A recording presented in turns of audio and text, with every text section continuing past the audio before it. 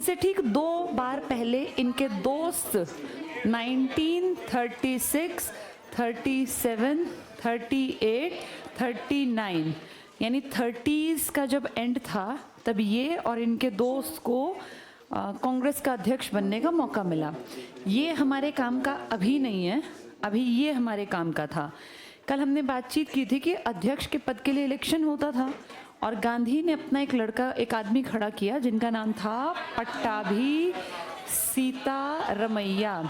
बाद में इन्होंने बेटा एक किताब भी लिखी थी, बातचीत नहीं करनी बीच में, कांग्रेस का इतिहास, ये बुक लिखी बाद में पट्टाभी ने। तो पट्टाभी खास आदमी हैं किसके? गांधी के। इलेक्शन हारे, इलेक्शन कौन जीता? बोस।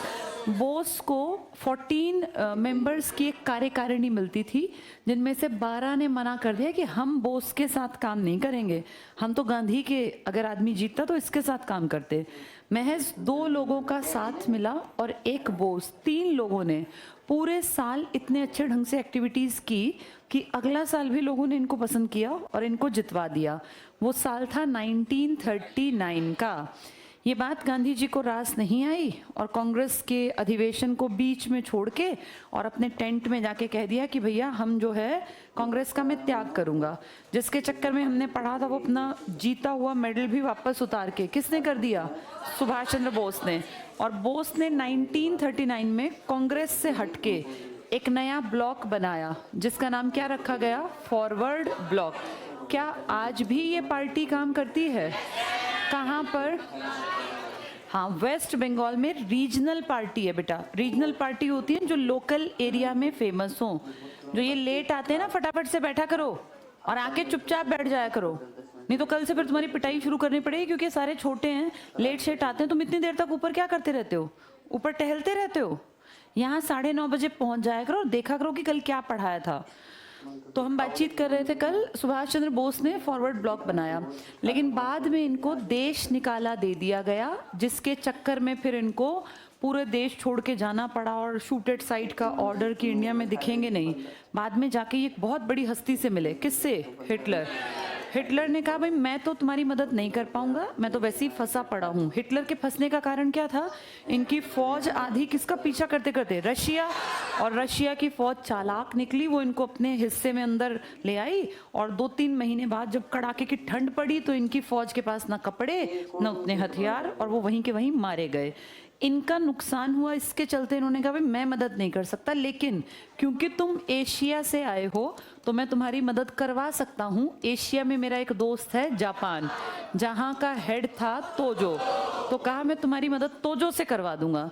तोजो ने हमें गारंटी दी कि वो हमें मदद कर देंगे और खासकर हमें मदद चाहिए थी बेटा एयर की, यानी हमारे पास आर्मी तो थी, आईएनए तो थी, लेकिन हमें एरोप्लेन्स चाहिएंगे, कभी फाइटर प्लेन चाहिएंगे, तो हमारे पास पैसा नहीं था। अब सुभाष एक नॉर्मल परिवार के, चलो मान लिया अमीर थे, पर इतने अमीर थोड़ी ना कि 50 प्लेन खरीद लेंगे। तो हमें एयर की जब जरूरत पड़ी कि भाई हवाई हमला हमें करना है अंग्रेजों के ऊपर, तो हमने तोजो के ऊपर विश्वास करके अपनी फौज को, आईएनए को ट्रेन करके 4 बटालियन बनाई। कल मैंने चारों के नाम बताए थे, नेहरू, सुभाष, बोस और हाँ लक्ष्मीबाई, रानी लक्ष्मीबाई। और फिर बाद में इनमें से एक बटालियन अंदर पहुंच के उन्होंने हमारा इनका झंडा भी फहराया। आईएनए का झंडा कहाँ फहराया गया था? मणिपुर। और इनके झंडे में शेर हुआ करता था, शेर था ना इनके झंडे में। आज किस देश के झंडे में शेर है? तुम्हारे पड़ोसी श्रीलंका के झंडे में शेर बना है, क्योंकि श्रीलंका वालों का मानना है वो सिंहली भाषा बोलते हैं, तो सिंह से बनती है, वो सिंहली लिख देते हैं ऐसे, सिंहली। सिंह मतलब शेर होता है ना, ये उनकी भाषा है। तो सिंहली भाषा के चक्कर में इन लोगों ने शेर को अपना, जैसे हमारा भी तो नेशनल एनिमल पहले शेर था, बाद में क्या बना? बाद में टाइगर। 1950 से लेके 1966 तक हमारा नेशनल एनिमल शेर था। फिर किसी ने कहा कि भैया शेर की तो संख्या रोज रोज घट रही है, शेर तो बहुत ज्यादा है भी नहीं, और शेर तो सिर्फ एक हमारे इलाके में मिलते हैं। कहाँ मिलते हैं एशियाई शेर? गिर में, गिर गुजरात में। तो फिर ये कहा कि पार्लियामेंट में कि नेशनल एनिमल बदल दो, नेशनल एनिमल शेर की जगह किसको बना दो? टाइगर को, क्योंकि टाइगर इंडिया की 17 स्टेट्स में पाया जाता है। तो ये कहा कि भैया जो चीज़ देश में ज़्यादा है उसको बना देते हैं। अगर हम अपने पड़ोसी श्रीलंका की बात करें, जिसका पुराना नाम था सीलोन, क्या नाम था इसका? यहाँ का नेशनल एनिमल इनके फ्लैग पे भी क्या बना हुआ है, शेर। और यहाँ पे ना शेर को टक्कर देने के लिए इस एरिया में एक कम्युनिटी डेवलप कर ली थी लोगों ने, जिसका नाम रख दिया था LTTE, liberation tigers of Tamil Eelam. Eelam का मतलब होता है बेटा एरिया, तमिल क्योंकि ये लोग तमिल बोलते थे तो ये तमिल एलम, एलम का मतलब एरिया। लिबरेशन होती है आज़ादी। श्रीलंका जब आज़ाद हुआ ना, अंग्रेजों के ये अधीन था श्रीलंका हमारी तरह। हमें अंग्रेज आज़ाद करके चले गए 47 में और श्रीलंका को उन्होंने आज़ाद किया 48 में। तो श्रीलंका की सरकार ने कहा कि हम ये जो इंडियंस हमारे देश में आए हुए हैं, इंडियंस कहाँ से आए, अंग्रेज श्रीलंका में काम करवाते थे। श्रीलंका में ना मैनुअल वर्क वाला काम था, खेती का, खासकर चाय के बागान और गन्ने का काम था। साउथ इंडिया में जैसे हमारे यहाँ भी तो चाय होती है ना, चाय के बागान हैं, ऐसे ही बागान अंग्रेजों ने श्रीलंका में भी लगाए। अंग्रेजों को इंडिया और श्रीलंका में कोई डिफरेंस नहीं था, उनको तो राज करना था, हम कॉलोनी थे, यहाँ से मैक्सिमम जितना हो सके सामान लूटना था, उनका तो यही टारगेट था। तो उन्होंने भारत को भी लूटा, भारत में भी खूब चाय का बिजनेस किया और श्रीलंका में भी खूब चाय का बिजनेस किया। चाय आज 2024 में भी चाय के बिजनेस में ना मैनुअल वर्क है, इसमें औरतें, ज्यादातर औरतों को काम पे लगाया जाता है। और चाय की ना पत्ती जो तुम इस्तेमाल करते हो, तुम्हें वो काले काले से दाने दिखते हैं, एक्चुअली बेटा वो पत्ती जो नॉर्मल हमारे घरों में पत्ते होते हैं ना, पत्ते यही तो होती हैं, लेकिन उनका साइज बहुत छोटा होता है। और उनको ना जैसे इसकी ना बुशेज होती हैं, झाड़ियाँ, तुम सब ने रोज की, इसकी गुलाब की झाड़ी देखी है, ऐसी सी ही होती हैं, बस क्या अंतर है उसमें, ऐसे कांटे नहीं होते, पत्ती पत्ती ज्यादा होती हैं। ये मान लो कि हार्डली 1.5-2 फुट की झाड़ियाँ होती हैं। और मिट्टी जो होती है ना जिसमें ये चाय पैदा होती है, वो एक खास तरह की मिट्टी होती है जिसमें बेस्ट चाय होती है, उसे कहते हैं लेटराइट मिट्टी। लेटराइट मिट्टी ज़्यादातर वहाँ पाई जाती है जहाँ बारिश ज़्यादा होती है। जितना ज़्यादा बारिश का एरिया होगा उस एरिया में अपने आप नेचुरल फॉर्म में लेटराइट मिट्टी पाई जाएगी। जैसे हम जानते हैं ना, हरियाणा में, पंजाब में, यूपी में कौन सी मिट्टी ज़्यादा है, जलोढ़, एलुवियल सॉइल, क्योंकि यहाँ जल ढोके लाया है इस मिट्टी को, पहाड़ों से काट काट के ये मिट्टी हमारे गंगा के मैदान में, यमुना के मैदान में, पूरा मैदानी इलाका इससे बना ना। ऐसे ही लेटराइट मिट्टी वहाँ होती है जहाँ क्या ज़्यादा हो। इस मिट्टी की खास बात क्या होती है, ये मिट्टी ना बार बार जैसे बारिश होगी तो ऊपर की परत बहती जाएगी, और ऊपर की परत अगर नहीं बहती है, जैसे बहुत साल बीत गए तो वो ना उसमें से रिस रिस के ना मिट्टी में कुछ इस तरह की चीज़ें जो कम और ज़्यादा हो जाती हैं, तो उसको स्पेसिफिक नाम दे दिया भाई लेटराइट मिट्टी है। ये मिट्टी की परत बहुत मोटी नहीं होती बेटा, जैसे ज़्यादातर पहाड़ी इलाकों में बारिशें ज़्यादा होती हैं, तो अगर कभी आप घूमने जाएंगे ना तो आप देखेंगे अलग से दिखती है कि एक लेयर है मिट्टी की, उस पर ये जो झाड़ियाँ हैं इसकी चाय की ये होती हैं, और उन झाड़ियों के ऊपर ना छोटी छोटी ऐसे बहुत छोटी छोटी सी पत्तियाँ होती हैं। इन पत्तियों का साइज एक ही झाड़ी पर अलग अलग होता है। जो सबसे नीचे झाड़ी का हिस्सा होगा ना उस पर भारी पत्तियाँ, फिर ऊपर उससे हल्की, उससे हल्की, उससे हल्की। जो सबसे ऊपर पत्तियाँ होती हैं ना बिल्कुल छोटी छोटी कोपल टाइप की, वो बेटा सबसे महंगी चाय पत्ती होती है। एक ही झाड़ी से अलग अलग क्वालिटी की चाय पत्ती निकाली जा सकती है, और जो सबसे बेस्ट क्वालिटी की चाय पत्ती होती है ना, वो जो सबसे ऊपर, जैसे मतलब रात में कोई छोटी सी, बहुत छोटी सी पत्ती आई है, अगली सुबह उसको तोड़ेंगे, वो बहुत ज़्यादा महंगी बिकती है, 1 लाख रुपए किलो, 1.5 लाख रुपए किलो भी चाय का रेट है।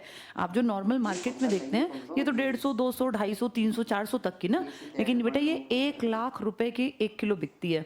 अच्छा, आप इसको देखेंगे ना, ये हमारे घरों की तरह नहीं ब्राउन और काली चाय बनती, इसको बोलते हैं वाइट टी। ये सिर्फ गिनती के ऐसे उठा के, भाई 1 लाख रुपए किलो है तो कितने डालोगे, तो ऐसे गिनती की उठानी पड़ती है, ऐसे छोटी छोटी सी वाइट वाइट सी होती हैं, पानी में डाल दो, उस पानी का रंग हल्का सा, जैसे क्या बताऊं मैं, जैसे इस कमरे में ये जो तुम्हें वाइट वॉश टाइप दिख रहा है ना, ऑफ वाइट सा, ऐसा सा रंग बदलता है बस, वो कोई काली चाय नहीं बनती। और ये शौक होता है, बहुत सारे विदेशी पीते हैं, इंडिया में तो खैर ये बिकती कम है।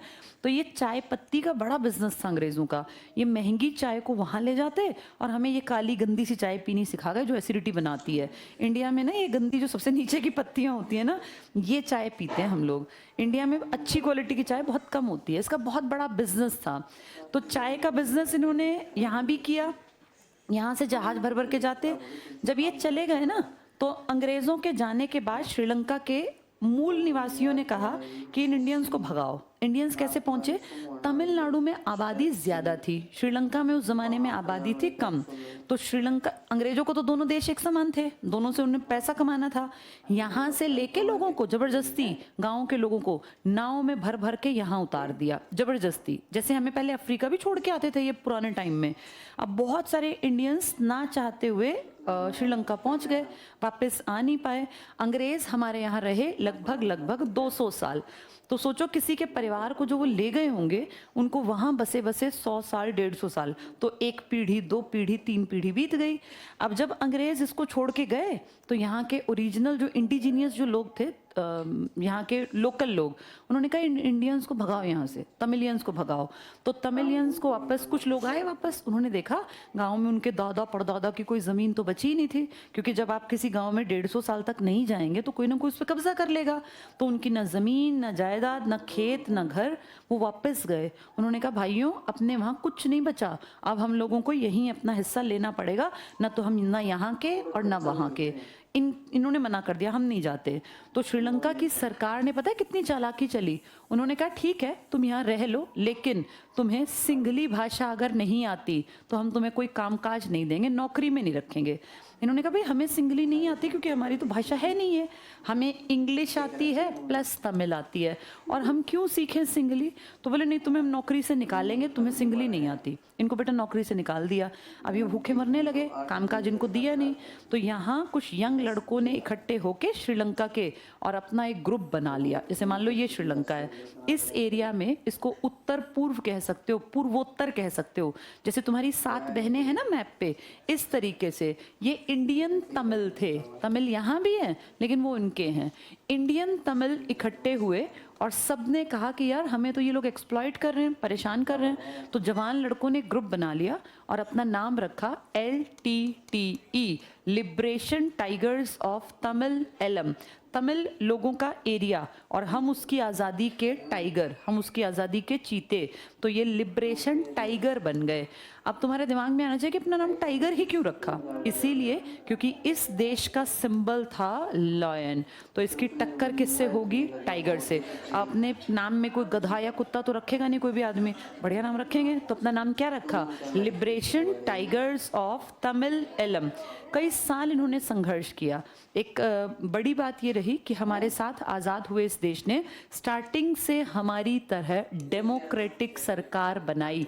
यहाँ भी इलेक्शन हुए, लेकिन इनके देश में कलेश चलता रहा। इन्होंने कई बार हमें कहा कि भाई देखो तुम्हारे इंडियंस हमारे देश में कलेश कर रहे हैं, इनको समझा लो।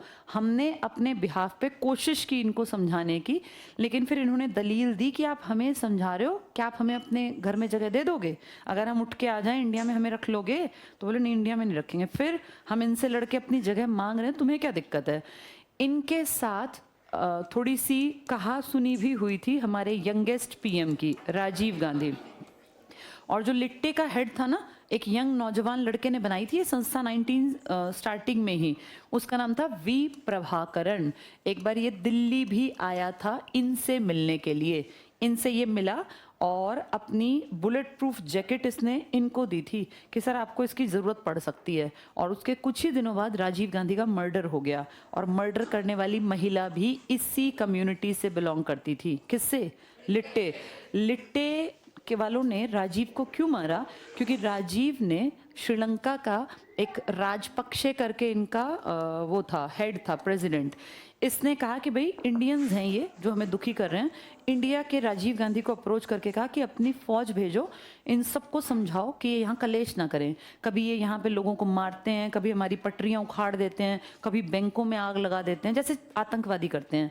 तो हमने राजपक्षे की बात मान के अपने यहाँ से इंडियन पीस कीपिंग फोर्स भेजी, इंडिया की शांति बनाने की सेना, IPKF, Indian peace keeping force. ये फोर्स जब यहाँ गई ना, लिट्टे के जंगलों में रहते थे छिपके, तो यहाँ पे पता नहीं किसने गलत फहमी पैदा कर दी कि इंडियन जो फौज आ रही है ना वो तुम लोगों को मारने आ रही है, तुम्हें पकड़ने आ रही है। तो इन लोगों को लगा कि हमारे साथ एक तरह से चीटिंग की राजीव गांधी ने कि अपने देश से लोगों को मारने के लिए हमें भेज दिया, जबकि हमें वैसे कहता था कि तुम भी तो इंडियन हो। इन लोगों ने बेटा ये गलत फहमी पता नहीं कैसे किसने पैदा की, इन्होंने अपने ही देश के, ये भी इंडियन है और ये इंडियन है, इनको मार डाला। इंडियन पीस कीपिंग फोर्स के बहुत सारे नौजवान युवा लड़के जो सैनिक के रूप में गए थे, इनका मर्डर हो गया। ये बात हमें चुभी, यानी आपस में लड़ने वाले दोनों इंडियन हैं और मज़े ले रहा है दूसरा देश जिसको आप श्रीलंका कह रहे हैं। बाद में लिट्टे केस को पकड़ लिया गया, कुछ साल हो गए, अब तो 10-12 साल। वी प्रभाकरण को मार दिया गया, एक मुठभेड़ में पुलिस की में ये मारे गए और फिर इसके जो जंगल थे ना ये साफ करके और यहाँ कृषि के ऊपर काम किया। और अजीब बात देखो, जिसने हमारे यहाँ हरित क्रांति पे काम किया था उसी आदमी को कहा इंडियन गवर्नमेंट को कि आपके यहाँ हरित क्रांति जो लाए थे उन्हें हमारे यहाँ भी भेज दो, हम भी अपने यहाँ ग्रीन रिवॉल्यूशन करेंगे। उनका नाम था एम स्वामीनाथन, अभी पीछे मरे हैं बेटा ये एम स्वामीनाथन।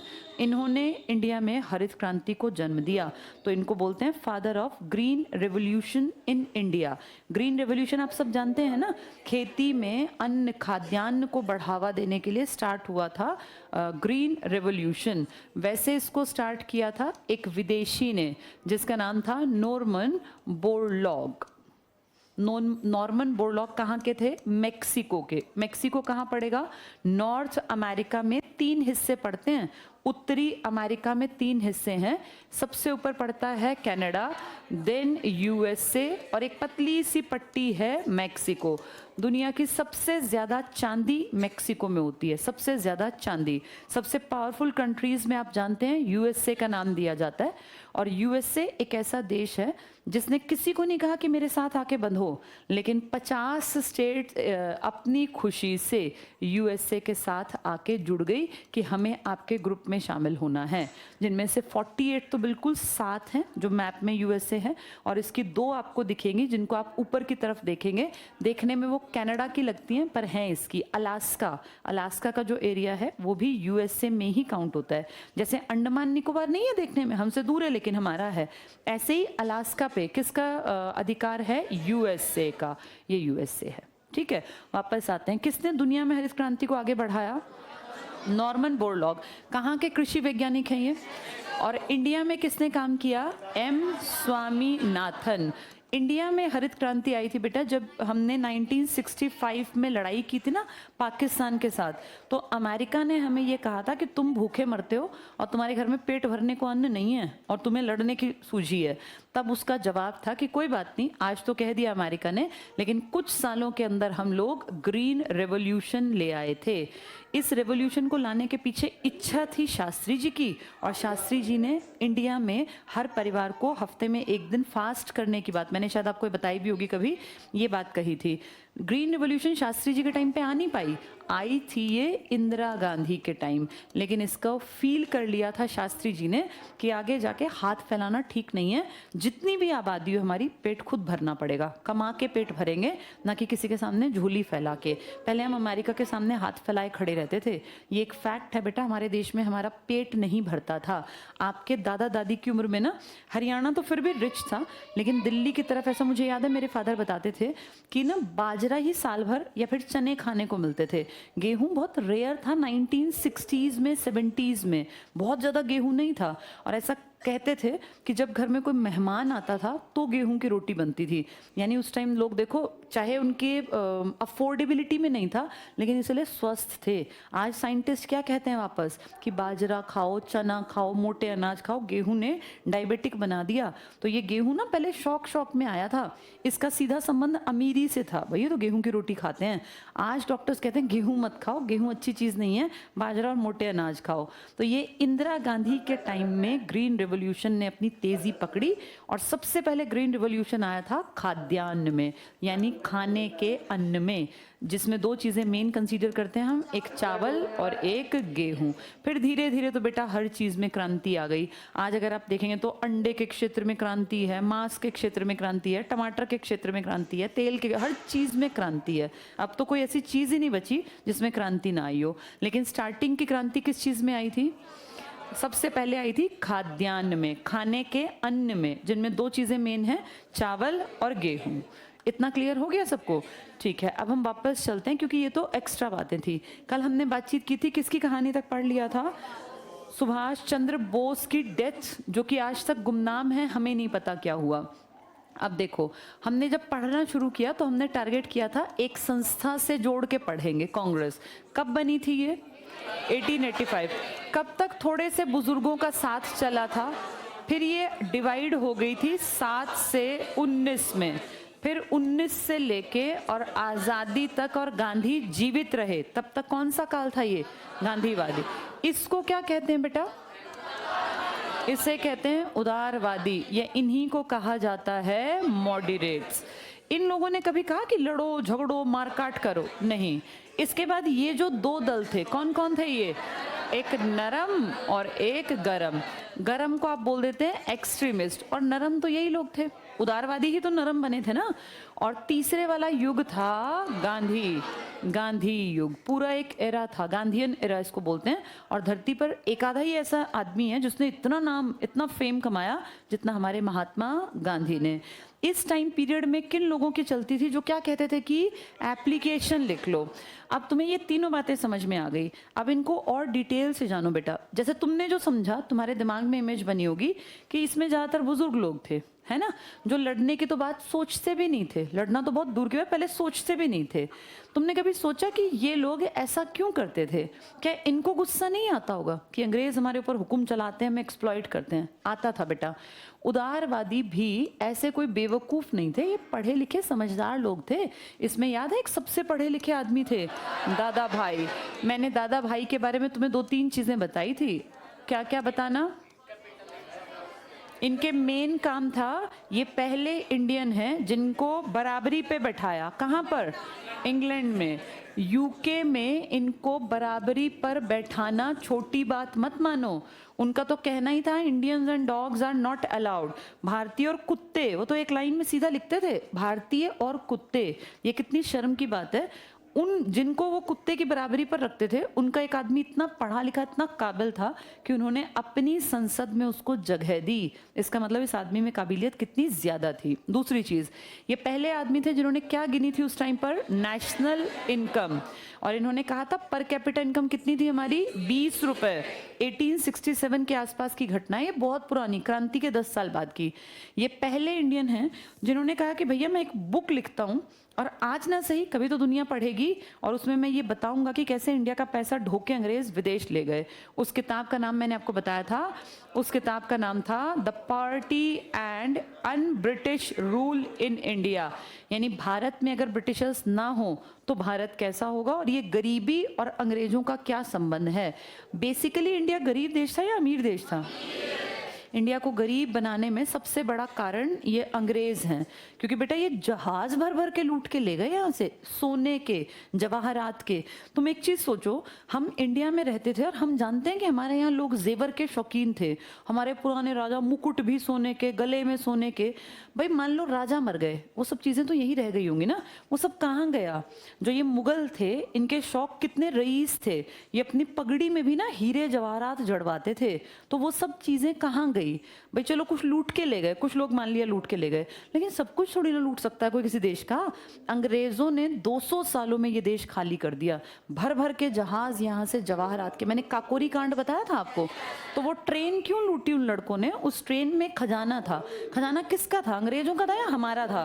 भाई वो मुकुट, वो गहने, वो सारे कंगन, कड़े और गले के, और ये जितने हमारे राजा पहनते थे, वो सब हमारा खजाना था।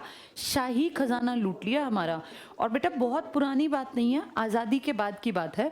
जब देश आज़ाद हुआ था ना, तो हमारे उस टाइम पर भी हमारी देसी रियासतें थी जिनमें राजा थे, रजवाड़ों के मुखिया। और इन राजाओं के पास ये एक फैक्ट है कि अपनी घरेलू पुश्तैनी संपत्ति थी। एरिया के अलावा इनके पास ना महंगे बेशकीमती हार, जड़ाऊ हार और पता नहीं क्या क्या था। ये बिल्कुल सच्ची बात है। इनकी ये सब चीज़ें भी अब नहीं हैं, अब लगभग खात्मे पर हैं। अब इतने हार और ये सब चीज़ें गई कहाँ? आपके देश में 1975 में इंदिरा गांधी ने आपातकाल लगाया था। कहते हैं इस आपातकाल में आवाजाही सब रोक दी। नेशनल हाईवे नंबर 8 हुआ करता था, जिसको आज तुम जयपुर हाईवे कहते हो ना, जयपुर दिल्ली ये जाता है मुंबई तक, दिल्ली गुड़गांव से निकल के। अब तो उसका नंबर शायद 48 कर दिया, पहले वो NH8 था। आपातकाल में कहते हैं सिर्फ फौज के ट्रक चले थे इस रोड पर 1975 में। और यहाँ पे जो जयपुर के आसपास का राजस्थान है ना, यहाँ बहुत सारे देशी रियासतें थी, रजवाड़े थे, पुराने राजा। तो यहाँ पे इमरजेंसी के टाइम में इनके ऊपर रेड डाल के और इनके तहखानों से भर भर के बक्सों के बक्से गए थे। ऐसा बताया जाता है आर्मी के ट्रक्स की गिनती नहीं है कि कितना सोना ढोया था। तो ये तो अब हाल फिलहाल की बात है, अंग्रेजों के बाद की भी। वो क्वेश्चन मार्क है कि वो सोना गया कहाँ। आर्मी के ट्रक्स का मतलब सरकार के अधीन था वो, लेकिन आज वो कहाँ है किसी को नहीं पता। इसके बारे में आप ना यूट्यूब पे बहुत सारी इस तरह की वीडियोस हैं, और अगर कभी आप घूमने जाएंगे तो आप जयपुर में किसी गाइड को करेंगे ना, तो वो आपको दिखाएगा कि नीचे ना जमीन में से चलते चलते बताते हैं वो कि इस एरिया में, और दिखता है वहां पे वो लोहे के ना अभी भी जाल वाल से, वो बताते हैं कि ये पूरा नीचे तहखाना था और इसमें सारे में हीरे जवाहरात बेशकीमती सारी चीजें पड़ी हुई थी। लेकिन अब नहीं है, अब तो सरकार ने ब्लॉक कर दिया। अब तो वो सारी चीजों का मेंटेनेंस ASI करता है, आर्कियोलॉजिकल सर्वे ऑफ इंडिया। जो बहुत ज्यादा इंपॉर्टेंट थे उनको ASI से भी ऊपर यूनेस्को देखता है, यूनेस्को मेंटेन करता है। यूनेस्को पता होगा ना, United Nations Educational Scientific and Cultural Organization. जैसे ताजमहल को ASI नहीं देखता, ताजमहल किसके पास है? यूनेस्को। ऐसे ही दिल्ली का रेड फोर्ट किसके पास है? यूनेस्को। ऐसे ही आगरा का जो लाल किला है, बड़ी बड़ी सारी बिल्डिंग्स। ASI और यूनेस्को में जानते हो क्या फर्क है? ASI हमारा है, आर्कियोलॉजिकल सर्वे ऑफ इंडिया। इसमें जितने अफसर हैं उन सबका सैलरी सब खर्चे हम देते हैं अपने देश से। लेकिन जो बाहर के विदेश में बैठा है यूनेस्को, UNO का एक अभिकरण, एक एजेंसी, एक संस्था है, ये सबको नहीं बनाता बेटा अपना मॉन्यूमेंट। यूनेस्को की लिस्ट में नंबर पाने के लिए बहुत सारी कंडीशन पूरी करनी पड़ती हैं। एक पॉजिटिव बात पता है क्या है? जिस जगह को यूनेस्को की लिस्ट में जगह मिल जाती है, इसकी लिस्ट बनी हुई है, उनको बोलते हैं कल्चरल हेरिटेज साइट्स। जिनको इसमें जगह मिल गई उस एरिया की सेफ्टी मान लो। ये लिखित में है कि अगर कोई साइट यूनेस्को की वर्ल्ड हेरिटेज लिस्ट में आ गई तो उस देश के ऊपर अगर कभी कोई विदेशी अटैक करेगा ना, तो उस साइट को खत्म नहीं कर सकता।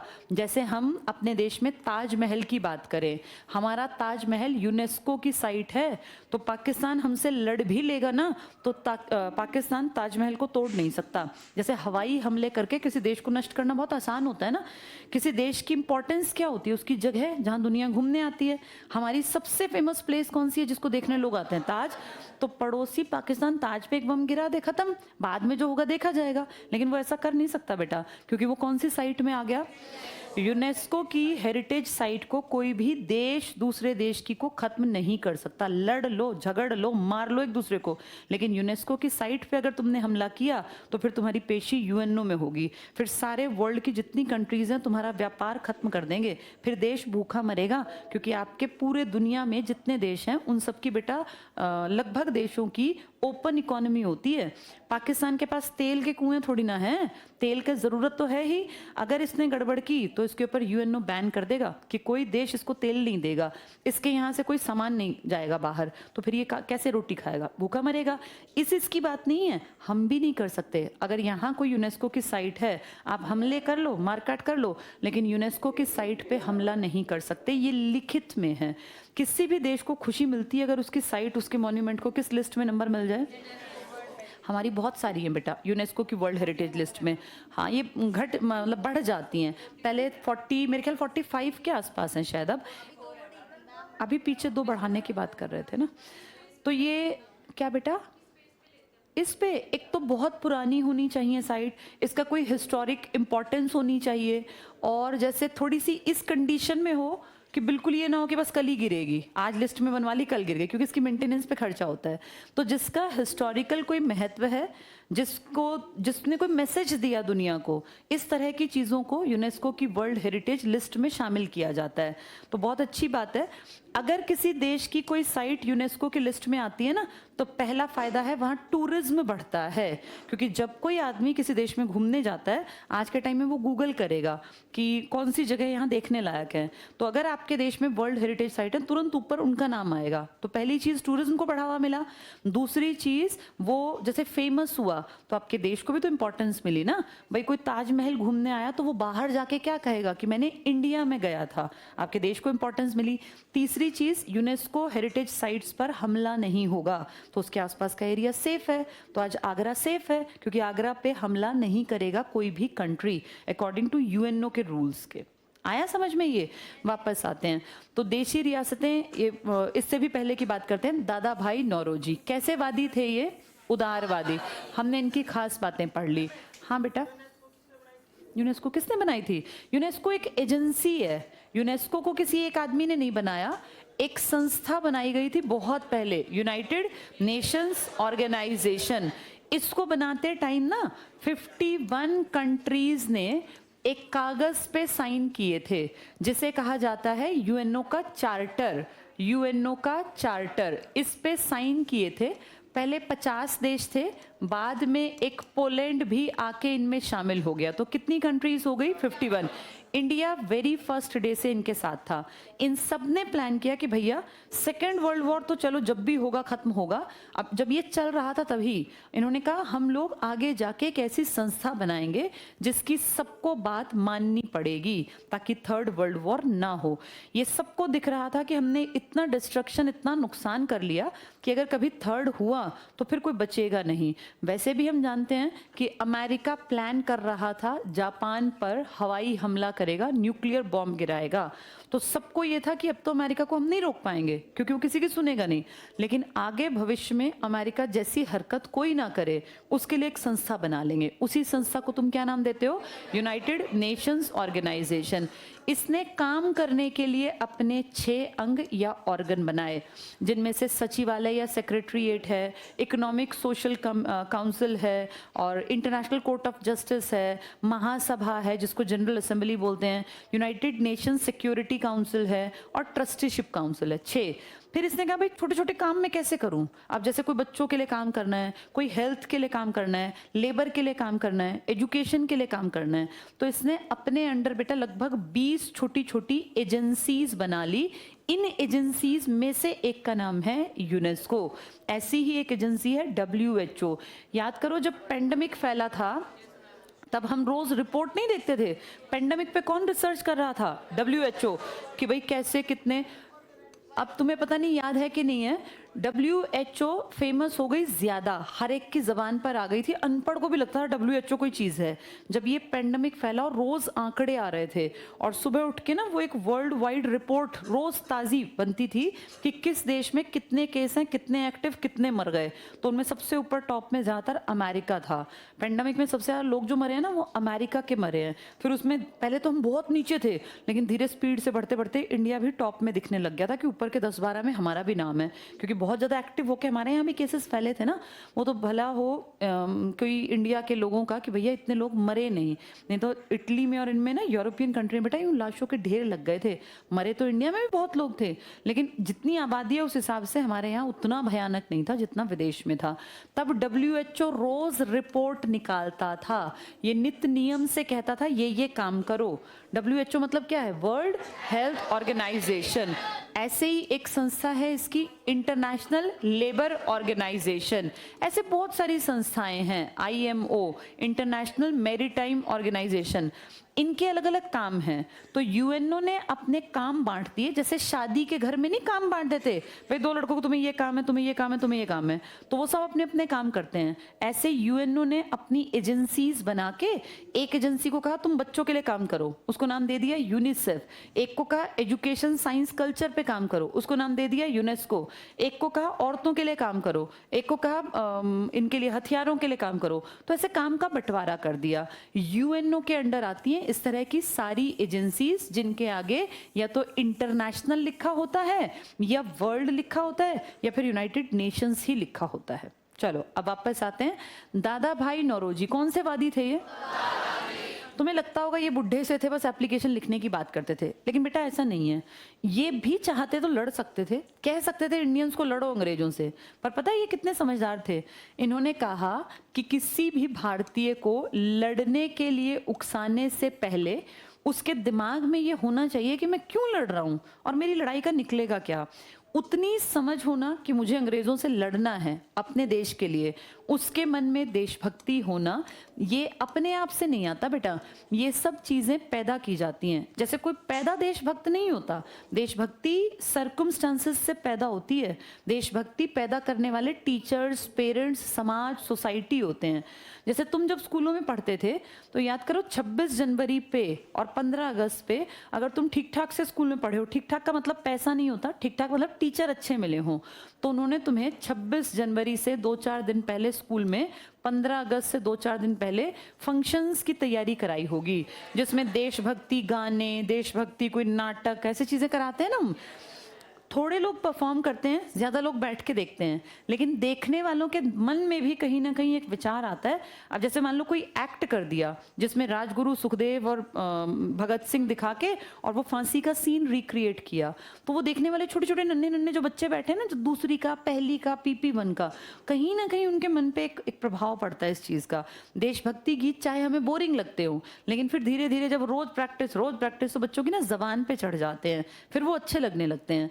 तो इन उदारवादियों ने ये फील किया कि अभी इंडियंस उतने दिमागदार नहीं है कि ये देशभक्ति से ओतप्रोत हों, अभी तो ये लोग ध्यान भी नहीं देते कि हमें क्या करना है क्या नहीं करना।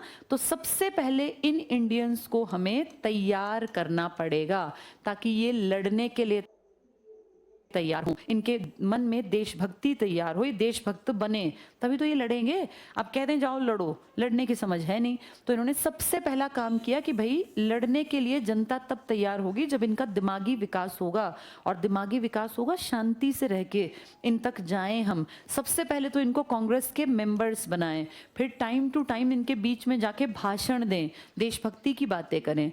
जब ये सब चल रहा था ना बेटा, उस टाइम पे दुनिया में बहुत बड़े बदलाव आ रहे थे। कैसे? ये बनी थी अपनी 1885 में ना, इससे कुछ साल पहले 1868 में हमारे पड़ोसी एक छुटकू सा देश था जापान। राजधानी क्या है इसकी? टोक्यो ना। जापान बहुत छोटा सा देश है देखने में और पैसिफिक ओशन में पड़ता है, प्रशांत महासागर में। आप सबको पता होगा जापान में हर साल बाढ़ आ जाती है, कभी भी सुनामी आ जाती है, और इसकी सारी चीजें कभी भी, आप बैठे हैं अगले 1 मिनट में नहीं पता जापान में क्या होगा। जापान बहुत ज्यादा रिस्क पे है, एक ऐसा देश जिसको ये नहीं पता कि जो मैं सड़क बना रहा हूँ कहीं रात में सोए और ये सड़क ही गायब मिले, क्योंकि अगर एक बार अगर भूकंप आया तो सब चीजें, धरती हिली और सड़क खत्म हो गई। तो वो सोचो कितना रिस्क पे है। लेकिन जापान ने 1868 में, इनके यहाँ एक तानाशाह था, जैसे हिटलर तानाशाह था ना, ऐसा यहाँ भी कोई तानाशाह था। उस तानाशाह को हटा दिया यहाँ के लोगों ने, और इन्होंने कहा भाई अब के बाद हमारा सारा कामकाज हमारा सम्राट देखेगा। तो जापान ने अपने देश की सारी पावर एक आदमी के हाथ में दे दी, जिसको पद दिया गया आप हमारे सम्राट हैं, एक तरह से एम्परर है, किंग से भी बड़ी पोस्ट। अब जापान के सम्राट ने ना, थोड़ा समझदार था ये, इसने कहा भाई देश आगे बढ़ाना है तो मुझे काम करना पड़ेगा। और काम किस चीज पे किया? इसने कहा हम अपने देश की प्राइमरी एजुकेशन पे काम करेंगे सबसे पहले। जैसे किसी देश को अगर सच में आगे बढ़ाना हो ना बेटा, तो बड़े लोगों को बदलना बड़ा मुश्किल होता है, क्योंकि वो तो बन गए जैसे बन गए। सबसे आसान होता है स्कूल के बच्चे के दिमाग को विकसित करना, कारण उसका दिमाग बिल्कुल शुरुआत में तो खाली होता है, जैसी हम बातें बताएंगे वैसी तो भरेंगी। तो प्राइमरी एजुकेशन पे काम करना किसने टारगेट बना लिया? जापान के उस सम्राट ने।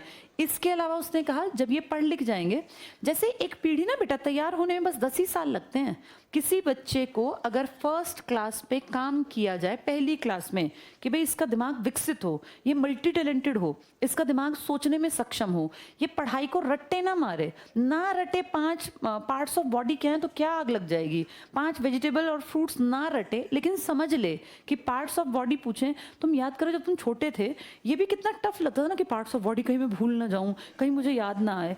मतलब कितनी बेवकूफ़ी है कि बच्चे को कितना प्रेशराइज करते हैं कि 5 पार्ट्स ऑफ बॉडी, बच्चा एक भूल गया तो फिर याद ही नहीं आ रहा, याद ही नहीं आ रहा। कितना आसान है भैया, पार्ट्स ऑफ बॉडी रटना ही नहीं। एक बच्चे को खड़ा करो, बताओ ऊपर से नीचे देख के बताओ, तो बच्चा रटे ही ना। हमारे इंडिया में क्या है, फ्रूट्स भी रटवाने हैं, सब्जियां भी रटवानी। इतने इतने बच्चे नहीं देखा बेचारे, वो क्या कहते हैं, बस एक शुरू का बता दो, एक ऊपर का बता दो, क्योंकि उसने ऐसा रट रखा है कि वो एक याद नहीं आया तो उसे कुछ भी याद नहीं आता। ये सबने इस चीज को जिया तो है। इंडिया में पढ़ाई क्रैमिंग बेस्ड है बेटा। आंसर नहीं देखा बच्चा क्या कहता है, बस एक एक अक्षर बता दो पहला, क्योंकि उसकी इतनी कंडीशनिंग हो रखी है कि अगर वो अक्षर याद नहीं आया तो उसको आंसर याद नहीं आता। अब अगर फर्स्ट क्लास पे काम कर दिया जाए समझाने पे, 10 साल बाद ये बच्चा किस क्लास में होगा, मतलब 10वीं क्लास में आ जाएगा। 10वीं क्लास के बच्चे तो बड़े होते हैं ना, मैच्योर होते हैं। 15 साल के बच्चे, सिर्फ 10 ही साल काम करना है।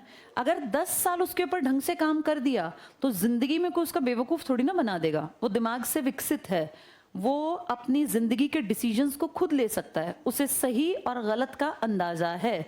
तो एक देश को अगर सच में आगे बढ़ाना है ना, तो बहुत सड़कें, बहुत ऐसे जहाज और ये सब बनाने में तो वेस्टेज है बेटा। सबसे पहले बेसिक काम करो, जो सबसे छोटे बच्चे हैं ना, इनकी पढ़ाई का अच्छा इंतजाम कर दो, इनको रटवाओ मत, इनको समझाओ। जब 10 साल बाद ये समझदार होंगे, और उससे 10 साल बाद इमेजिन करो जब ये 25 साल के होंगे, तो क्या ये रटे हुए और इस तरह की पीढ़ी है, ये पढ़ी लिखी पीढ़ी है, ये अपना कमा खा लेंगे बेटा। इनको किसी के सामने हाथ नहीं फैलाना पड़ेगा। जापान ने ये बात समझी और जापान ने काम किया प्राइमरी एजुकेशन पर। दूसरा काम जापान ने कहा, चलो बच्चों के ऊपर तो काम हो गया, लेकिन जो लोग बड़े हैं, अब 35 साल का एक आदमी है, 28 साल का एक आदमी है, तो उनके लिए क्या करें। उनको कहा काम में लगाओ, और काम में लगाने का सबसे अच्छा तरीका होता है बेटा, मैन्युफैक्चरिंग करवा दो, मैन्युफैक्चरिंग यूनिट लगवा दो। मैन्युफैक्चर मतलब कुछ निर्माण करना, कुछ बनाना, प्रोडक्ट्स बनाओ। जैसे पंखे बना लिए, पेन बना लिए, जूते, चप्पल, कोई कंघी, कोई घर के सामान। मैन्युफैक्चरिंग के लिए है ना, फैक्ट्री डालनी पड़ती है, और फैक्ट्री है तो लोगों को उसमें क्या मिलेगा, रोजगार। और रोजगार मिलेगा तो वो क्यों क्राइम करेंगे। जैसे क्राइम करने वाले लोग कौन होते हैं, जिनके पास काम धंधा नहीं है। अगर किसी को सुबह उठ के अपने दफ्तर जाना हो तो वो रात में 2 बजे उठ के सोचेगा किसी घर चलता हूँ चोरी करने, नहीं ना। उसको पता है मुझे अगली सुबह काम पे जाना है। चोरी करने का प्लान कौन करेगा, जिसको कोई काम ही नहीं है। भैया उसको शराब की लत लग गई, ड्रग्स की आदत लग गई, पैसे हैं नहीं, तो वो चोरी करेगा रात में। ये चोरी करने वाली पीढ़ी अपने आप से पैदा नहीं होती बेटा। जब देश में रोजगार ना हो ना, तो लोग ज्यादा गलत रास्ता पकड़ते हैं, क्राइम का रास्ता। किसी की बाइक चुरा ली, किसी की चेन झपट ली, ये क्राइम है ना। कोई भी शौक से नहीं करना चाहता। हर आदमी चाहता है मेरी रेप्यूटेशन हो, मेरी इज्जत हो, कोई पूछे क्या करते हो तो मेरे पास बताने के लिए काम हो। हर इंसान अच्छी जिंदगी जीना चाहता है, लेकिन जब रोजगार नहीं मिलता, भूख उसको परेशान करती है, या शौक बिगड़े हुए होते हैं, तो फिर वो क्राइम की तरफ जाता है। तो इसने अपने देश में खूब सारी मैन्युफैक्चरिंग यूनिट्स लगवा दी, जिससे लोगों को क्या मिल गया, रोजगार। और मैं तुम्हें बता दूं, जैसे आज मेड इन चाइना है ना, एक टाइम पे पूरी दुनिया में बिकती थी चीजें मेड इन जापान। इनके पेन, इनकी हर चीज बहुत फेमस थी कि कहाँ है, मेड इन जापान। जापान ने टेक्नोलॉजी में बहुत डेवलपमेंट किया, पर क्योंकि जापान की एक हद थी, जिसका एरिया छोटा होगा, उस देश के पास रिसोर्सेस कम होंगे या ज्यादा। रिसोर्स का सीधा संबंध किससे होता है, एरिया से ना। अब जैसे इंडिया के पास एरिया ज्यादा है, हम 7th लार्जेस्ट कंट्री हैं, एरिया ज्यादा होने के चक्कर में हमारे पास रिवर ज्यादा हैं, हमारे पास जमीन ज्यादा है, हमारे पास प्लेट्यू या पठार है, हमारे पास रेगिस्तान है, हमारे पास द्वीप है, सब कुछ तो है हमारे पास, मैदान भी, पहाड़ भी, प्लेट्यू भी, सब कुछ।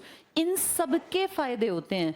जैसे रेगिस्तान है तो टूरिज्म बढ़ गया ना रेगिस्तान में, आपके टूरिस्ट जाते हैं कितने, कोई सैंड ड्यून देखने, कोई वहाँ रेगिस्तान में जो है वो सफारी करने, तो एक तरह से पैसा कमा रहे हैं हम। रिवर्स हैं, ये दुनिया की सबसे बड़ी आबादी लेके बैठा है, लेकिन यहाँ अगर कोई थोड़ा सा भी ठीक ठाक है तो भूखा नहीं मरता। हम इतना सरप्लस पैदा करते हैं गेहूं और चावल कि दुनिया को हम बाहर भेजते हैं, हम एक्सपोर्ट करते हैं हर साल। बासमती चावल हमारे जितनी अच्छी क्वालिटी का पूरी दुनिया में किसी देश में पैदा नहीं होता। तो दुनिया का जो बेस्ट चावल है ना, वो हम पैदा करते हैं। इंडिया नंबर 1 है दूध के प्रोडक्शन में। चाय पत्ती का प्रोडक्शन हमसे ज्यादा इस धरती पे कोई नहीं करता। वो अलग बात है कि चाय हम खुद ही पी जाते हैं, हम बाहर बहुत कम भेजते हैं। हाँ, सबसे बड़ा एक्सपोर्टर ये श्रीलंका है, जहाँ हमारे देश से नहीं, कहाँ के लोग गए थे, तमिल, इन्होंने कौन सा ग्रुप बनाया था वहाँ, लिट्टे। तो इन सब चीज़ों से क्या पता चलता है कि ये सब तब है जब आपके पास रिसोर्सेज हैं। इसको अपनी लाइफ से जोड़ के सीखो। कोई भी आदमी भूखा नहीं मरता अगर उसके पास पुश्तैनी 10 एकड़ ज़मीन है। वो भूखा कैसे मरेगा? जिसके पास जैसे कोई भी जब शादी ब्याह करने जाता है बेटा, लड़की के पिताजी या लड़की के भाई, तो वो देखते हैं पीछे ज़मीन कितनी है। ये क्यों देखते हैं ज़मीन? कल को कोई भी मुसीबत आ जाए, मान लो लड़का बड़े अफसर है, भगवान न करे एक्सीडेंट हो गया, उसके हाथ पैर जो है चले गए, मतलब बिल्कुल ही डेड बराबर हो गया, बेड रिडन है, तो कोई उस अफसर को, वो प्राइवेट में कितनी बड़ी सैलरी पर हो, जीरो हो जाएगी ना। पेरेंट्स ये देखते हैं कि अगर कल को कोई बुरे हालात आए तो भी ये भूखे ना मरे। मान लो हम कहेंगे ज़मीन से थोड़ी ना कोई कमा के खाता, पीढ़ी कौन खेती करती है, लेकिन बेटा खेती ना बुरे समय पे काम आती है। इसीलिए इंडिया में आज भी किसी लड़की के फादर जब रिश्ता ढूंढने जाते हैं तो हमेशा कहते हैं कि पीछे बैक पे क्या है। ये कारण है। ये समझने में नई पीढ़ी को बहुत लेट समझ में आता है। जिसके पास साधन है ना, वो बुरे समय में भूखा नहीं मरेगा। जिसमें काबिलियत है वो तो कभी भी कमा के खा ले, लेकिन बेटा लाइफ का नहीं पता ना, शरीर किसी दिन साथ छोड़ जाए, कोई पैरालाइज्ड हो जाए तो वो नौकरी कैसे करेगा? मान लो वो 5 लाख की नौकरी थी महीने की, लेकिन वो पैरालाइज्ड हो गया, गई नौकरी। कोई भी प्राइवेट संस्थान आके उसको 50 रुपए भी नहीं देगा, चाहे वो 5 लाख का था। उस टाइम पे वो जो उसने जोड़ा है 1-2 साल में सब खत्म हो जाएगा। फिर रोटी कहाँ से चलेगी? लेकिन अगर उसकी बैक पे 20 एकड़ ज़मीन है तो वहाँ से सिर्फ उसका इसका किले की, जिसको अलग अलग नाम से वही जो भी कहते हैं, हमारे यहाँ जैसे कुछ भी बटाई शब्द यूज़ करते थे, वो इतना आएगा कि वो भूखा ना मरे, उसका परिवार भूखा ना मरे, उसके बच्चे स्कूलिंग भी कर लेंगे और उसकी ज़िंदगी भी कट जाएगी। ये चीज़ें ना लॉन्ग रन में समझ में आती हैं।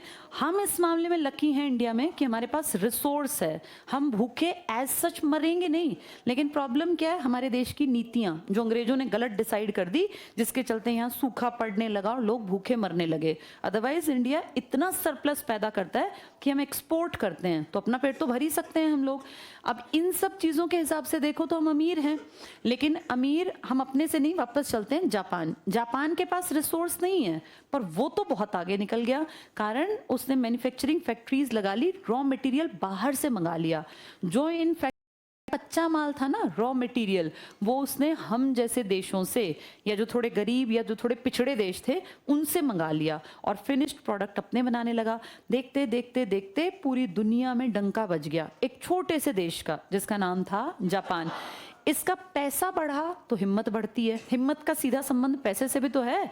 रिसोर्सेज इसने धीरे धीरे, नेचुरल नहीं थे, लेकिन बाहर से अपने हथियार और ये सब चीज़ें खरीदनी स्टार्ट कर दी। और 1905 एक ऐसा साल था बेटा जब चुटकू से जापान ने, जिसकी आइडेंटिटी मैप पे ढूंढनी पड़ती है कि पानी के बीच में छोटा सा द्वीप कहाँ है, वो जापान होगा, इसने दुनिया के सबसे बड़े देश पे अटैक किया, रूस पर। कितना बड़ा रूस, मैप में अलग से रूस दिखता है ना, और कितना छोटा जापान। 1905 में इस बहुत छोटे से जापान ने रूस पे अटैक किया, और बड़ी बात यह है कि इसने रूस को हरा दिया। कितनी अजीब बात है, इतने छोटे से ना, अब सोचो कोई 2 फुट का आदमी 7 फुट के आदमी को हरा दे तो बड़ा अजीब लगेगा ना कि इसने इसको कैसे हराया। ऐसा ही हुआ, ये पूरे वर्ल्ड में फैल गया कि भाई रूस को किसने हरा दिया? छोटे से जापान ने। रूस की कितनी बेइज्जती हुई सोचो, रूस के शासक की, हेड की कितनी बेइज्जती हुई कि इसको शर्म नहीं आती, इतने इसके पास रिसोर्सेज हैं, इतनी बड़ी प्रॉपर्टी का मालिक है, और वो छुटकू से जापान ने इसको हरा दिया। ये बात रूस के साथियों ने तो देखी नेगेटिव तरह से, लेकिन हम जैसों ने, क्योंकि हम तो एशिया के थे ना, और जापान भी एशिया का, रूस को गिना जाता है बेटा यूरोप में। हमने इसको ऐसे देखा कि एशिया, जिसके ऊपर ये लोग हंसते हैं, यूरोप वाले पता है क्या कहते थे? कि तुम लोग अनपढ़ हो, तुम अनसिविलाइज्ड हो, तुम बेवकूफ़ हो, गवार हो, तुम्हें रहना खाना पीना कोई तुम्हें तमीज़ नहीं है, तुम्हें ये तक नहीं पता कि हाथ से खाना नहीं खाते, क्योंकि ये तो चम्मच और फोक का इस्तेमाल करने वाले। इन्होंने हमारे मन में डाल दिया था कि तुम लोग गवार हो और हमसे आगे तुम कभी निकल नहीं सकते, तुम्हें आगे हम लेके जाएंगे। हम दिमागी रूप से सोचने लगे थे कि हमें अकल कम है, ये ज़्यादा स्मार्ट है, यही हमारा विकास करेंगे, हमें आगे ले जाएंगे। लेकिन जब एशिया की एक कंट्री ने यूरोप के सबसे बड़े देश को हराया, तो ये खबर हमारे देश तक पहुंची। और फिर हमें फील हुआ कि यार एशिया इतना भी पिछड़ा नहीं है जितना ये लोग प्रिटेंड करते हैं कि ये समझदार है और हम बेवकूफ़।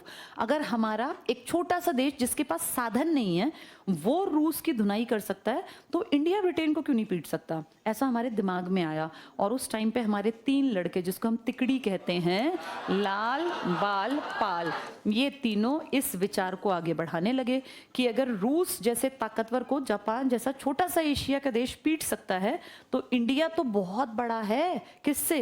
ब्रिटेन से।